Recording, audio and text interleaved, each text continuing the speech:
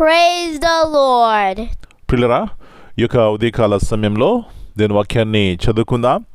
పరిశుద్ధ గ్రంథంలో నుండి కీర్తన గ్రంథము 30 అధ్యాయము 2వ వచనం. యెహోవా నా దేవా, నేను నీకు మొరపెట్టగా నీవు నన్ను స్వస్థపరచితివి. Psalm 30:2. O Lord my God, I cried unto thee, and thou hast healed me.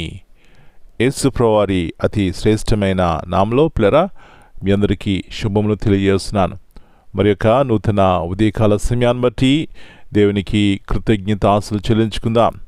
ఇక్కడ దావీదు యొక్క అనుభవాన్ని చెప్తున్నాడు.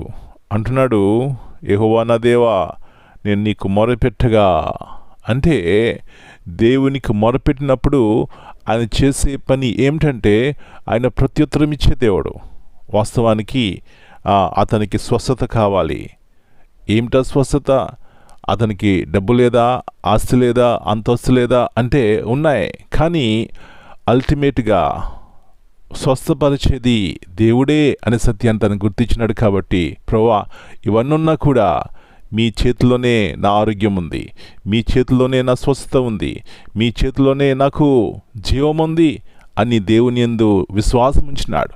దేవుని నమ్మినాడు, దేవుని మీద ఆధారపడ్డాడు. పిల్లరా, తన జీవితంలో స్వస్థత పొందాడు, ఆత్మీయంగా బలపరచబడ్డాడు, శారీరకంగా బలమైన వాడుగా ఉన్నాడు.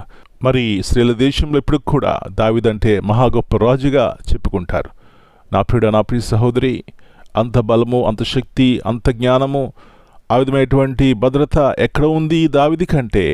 తనిప్పుడు కూడా దేని వైపు చూసి దేని మీద ఆధారపడ్డాడు. కాబట్టి తన జీవితంలో అన్ని సమయాల్లో, అన్ని సందర్భాల్లో దేవుని యొద్ద నుంచి ప్రత్యుత్తరం పొందినాడు, సహాయం పొందినాడు.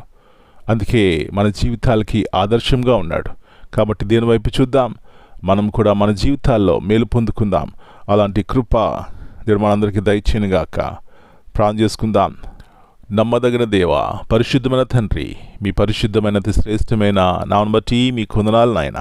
మరొకసారి ఉదయకాల సమయంలో మీ వాక్యం ద్వారా మమ్మల్ని బలపరచడానికి మీరు ఇష్టపడ్డారు. అందును బట్టి మీకు వందనాలు. దావీదు యొక్క అనుభవాన్ని చూస్తున్నాం నాయన. నేను నీకు మొరపెట్టగా నీవు నన్ను స్వస్థపరిచితివి. వాస్తవానికి దావీదు గొప్ప రాజు, అన్నీ ఉన్నాయి. కానీ తనకు తెలుసు అల్టిమేట్గా స్వస్థత మీ ఎదురు నుంచే వస్తుందని. మీరే బలపరిచే దేవుడు అని, మీరే జ్ఞానం ఇచ్చేవాడు అని, మీరే లేవనెత్తేవాడు అని.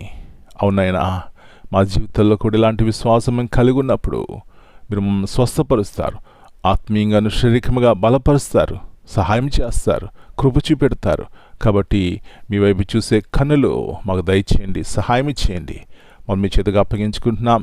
ఈ దినమంతా మీరు ఇక్కడి కింద భద్రపరిచిన ఆయన మీ వాక్యం ద్వారా మనం బలపరిచి లేవనెత్తి సహాయం ఇచ్చేయండి. ఎవరు ఏ స్థితిలో ఉన్నారో అది మీకు తెలుసు. కాబట్టి ఆ స్థితిలో నుంచి వారిని బలపరిచి సహాయం ఇచ్చేసి మీరే కృప చూపెట్టమని యేసు ప్రభువారి అతి శ్రేష్టమైన నామమును బట్టి ప్రార్థన చేస్తున్నాను తండ్రి. Amen. God bless you all. My dear brothers and sisters, greetings in the precious name of our Lord and Savior, Jesus Christ. Here, David's testimony teaches us that healing is ultimately in God's hands. When we call upon Him with faith, He can bring restoration to our bodies, peace to our hearts, and strength to our spirits. Amen.